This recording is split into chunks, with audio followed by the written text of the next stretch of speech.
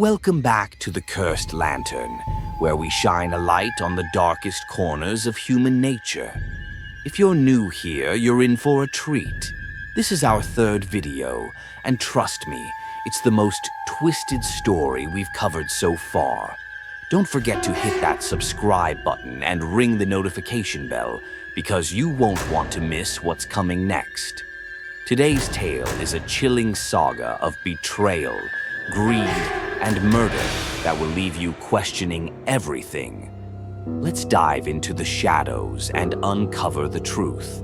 It was a quiet afternoon in 2016 when Pamela, a 58-year-old woman living in Missouri, stepped out of her house to walk her dog. The sun was shining, the birds were chirping, and everything seemed normal. But little did she know, her life was about to take a dark and unexpected turn. As she returned home and parked her car, the back door suddenly swung open. A man with a weapon jumped inside, demanding she drive to the bank and withdraw money. Pamela's heart raced. She knew exactly who was behind this. But what unfolded next was a series of events so twisted, it would leave everyone questioning the truth. Rewind to 2010. Pamela's life seemed perfect. She had a thriving business renovating old homes, a loving husband, and her best friend, Betsy. The two were inseparable, sharing secrets, dreams, and even their darkest fears. But when Betsy was diagnosed with breast cancer, everything changed. Pamela became her rock, driving her to chemotherapy, holding her hand through the toughest days. By the end of 2010, Betsy was declared cancer-free. The two women celebrated, thinking the worst was behind them. But the celebration was short-lived. A year later, the cancer returned, and this time it was aggressive. It had spread to her liver, and doctors gave her 5 years to live if she continued heavy chemotherapy. Betsy was devastated, but Pamela stood by her side, promising to fight with her every step of the way.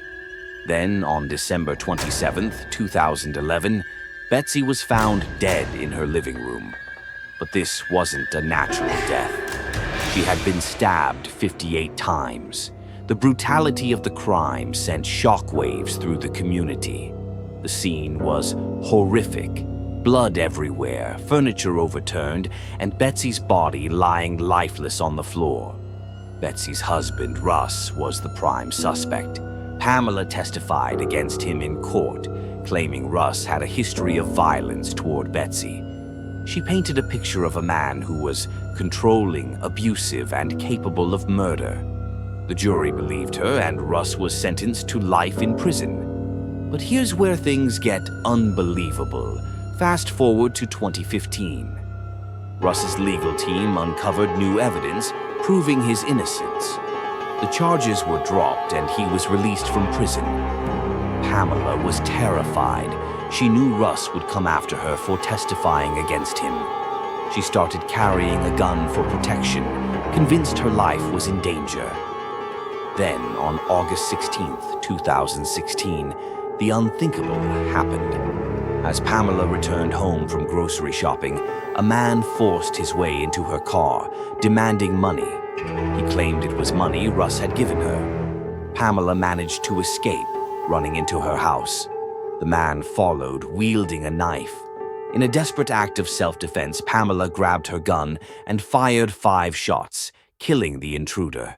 The police arrived to find Pamela in shock, clutching her dog. She told them the man was sent by Russ to kill her.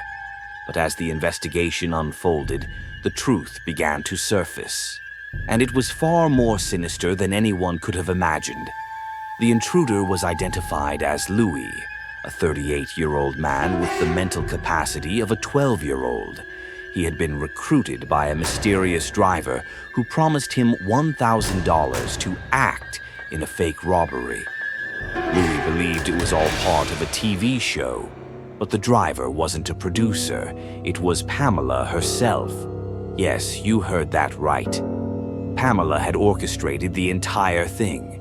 She had approached Lewis, pretending to be a TV producer, and convinced him to play the role of an intruder. Her plan? To frame Russ for her murder and claim self-defense.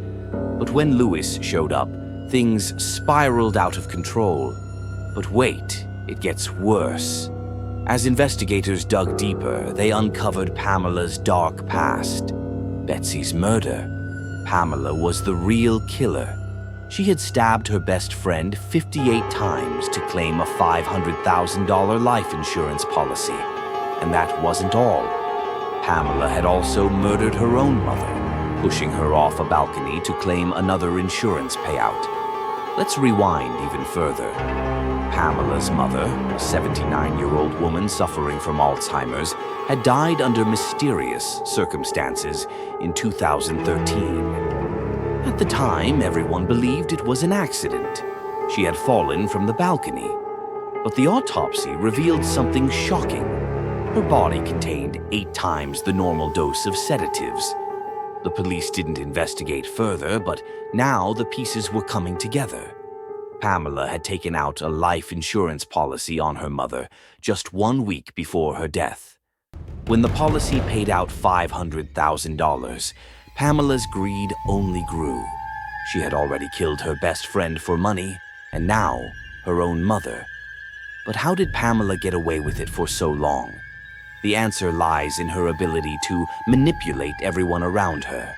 She was a master of deception, weaving a web of lies so intricate it took years to unravel. When Russ was released from prison, Pamela knew her time was running out. She had to act fast. That's when she came up with the plan to frame him for her murder. But her plan backfired spectacularly. The police eventually connected the dots. They found evidence linking Pamela to Lewis's death, including a note in his pocket that read, "Get Russ's money and kidnap Pamela."